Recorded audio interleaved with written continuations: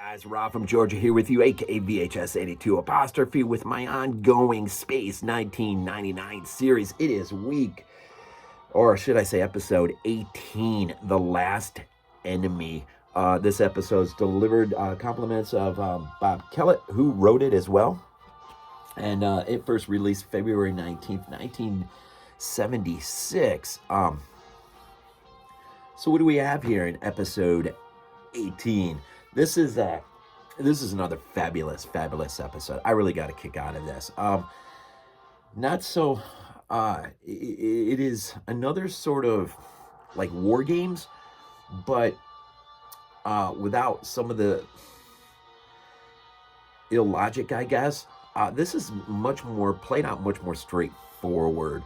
What we have is Moonbase Alpha has suddenly found itself in a new system, and as they approach the sun, there is a planet on either side of the sun. And initially they think they may have their choice at colonizing either one of them. And the problem is they don't realize, it begins when they realize that one planet that they're looking at is actually inhabited. So they immediately begin sending, communications, which are buffeted. They do not know why, but what has happened in effect is they have wandered basically into the middle of an ongoing war between these two planets. And when the moon gets quick enough, the one planet, Betha, which it's weird, when you read Muir's little review, a synopsis of it, the one thing he does not mention that is interesting. Now, Betha is the one, I think it's the bluer one, and the other one, Delta.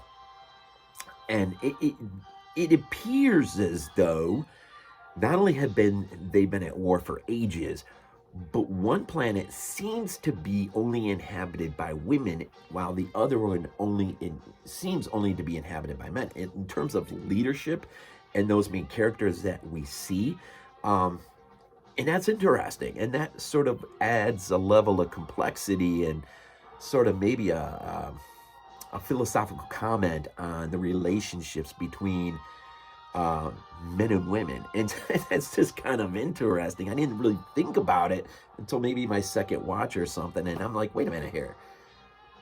It's just women over here to this side and just men over here to this side. What's going on here? So anyways, so as the moon approaches closer to the blue planet, they decide that they're never going to get an opportunity like this again. Now, in carrying out this war, they can't fire directly at one another because the sun is in the middle of them. And so they can't even see each other in terms of these two planets, right? And so when Moonbase Alpha gets close enough, Betha decides to make a preemptive strike by sending one of their battleships, which I think is a remodeled version of the earlier one from War Games, if I remember right.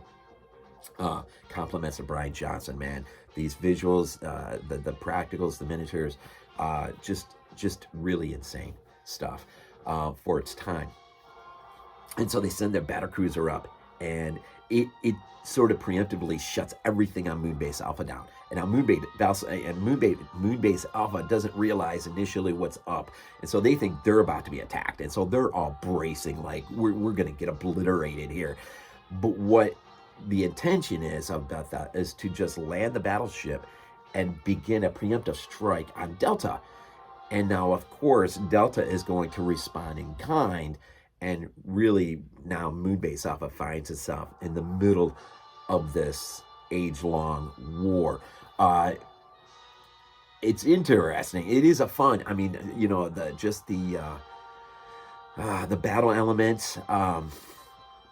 The damage to Moonbase Alpha. I mean, it is, and then of course you have a lot of backstabbing. Betha, you learn very fast. You can't trust anything they say. The other one you're not too sure of, and there is a real blurry line in terms of who initiated this conflict, however time ago. But Betha seems to be, if you're going to favor one or the other, you almost begin to favor Delta, and you wonder what really was the origin or the catalyst for this entire thing? Because no one's going to claim responsibility. They both sort of argue this idea of, well, they started it first, you can't trust them, and it's this back and forth, and it drives Koenig absolutely nuts of what he's gotten, not just him, but being a leader of Moonbase Alpha, what he has suddenly found himself in the midst of. And so it's interesting. Ultimately, Koenig is able to, seemingly, he's able to get a truce or just a pause in the battle, and he's hoping it's long enough that Moonbase Alpha can just get out of the orbit and away from this, because it's continually moving, right?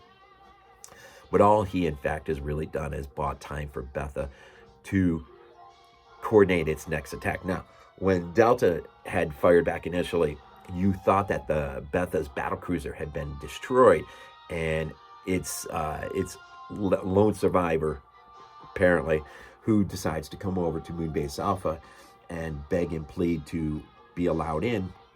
And against his better judgment, Koenig does. And this is, of course, Dione. And she is sort of the representative, the general-like representative of Betha. And so she comes in playing off this big story like, I'm the last survivor, there's no one left, my ship's destroyed, blah, blah, blah. And you got no choice, you have to keep me here, or Delta is going to destroy me and you and everything. And so Koenig really finds himself in an awkward position of having to somehow play peacemaker between these two. But ultimately, when Betha decides to backstab this agreement, this pause, this lull in the fighting, Koenig realizes that he is going to have to preemptively make a move himself in order to save and preserve Moonbase Alpha.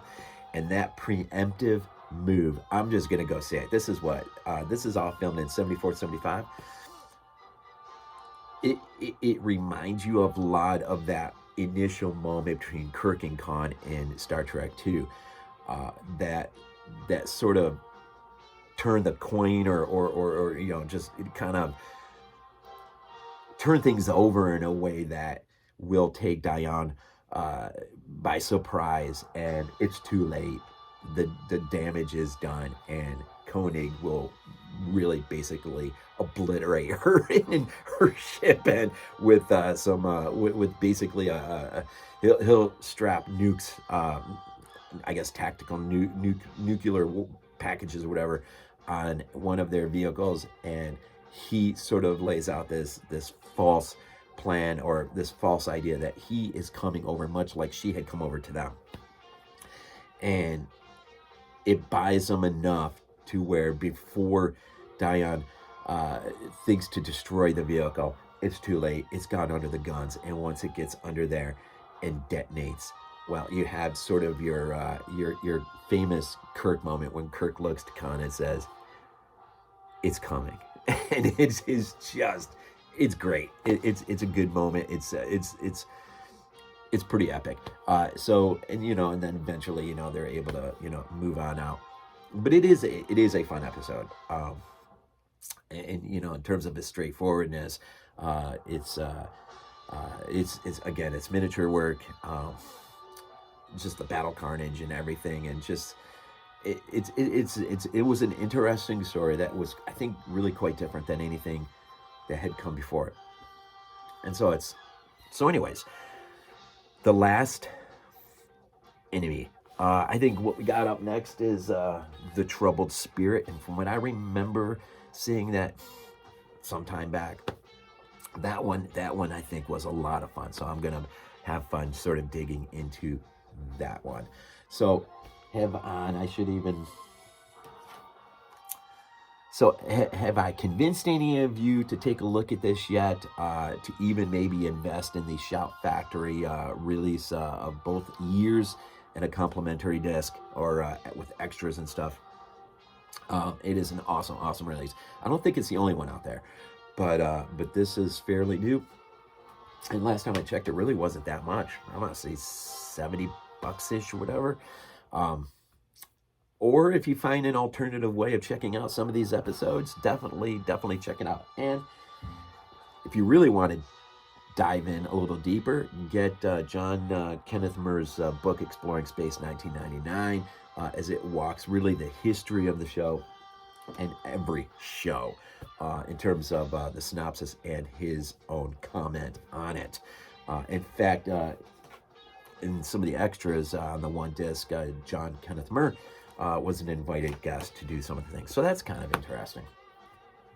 So anyways, here in number 18, we'll be moving on to 19, and there's only 24 episodes in the year, so we're heading towards the final stretch of year one. Now, I have not seen, at least since I was a kid, I have not seen any of late the episodes from year two yet. So it'll be interesting having the entire year one under my belt in this format, this way, and then sort of dive into year two and start checking them out show by show by show.